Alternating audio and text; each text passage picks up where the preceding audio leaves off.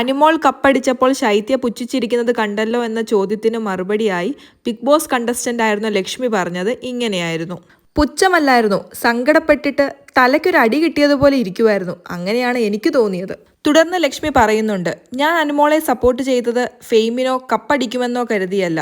ഒരു കൂട്ടം ആളുകൾ ഒരാളെ വളഞ്ഞിട്ട് ആക്രമിക്കുമ്പോൾ അവിടെ എൻ്റെ വോയിസ് റേസ് ചെയ്യണമെന്ന് തോന്നി. അതുകൊണ്ട് ഞാൻ അങ്ങനെ ചെയ്തു. സീസൺ 7 അവസാന ആഴ്ചയിൽ പുറത്തുനിന്ന് വന്നവരും അകത്തുള്ളവരും സംഘം ചേർന്നാണ് അനുവിനെ ആക്രമിച്ചത്.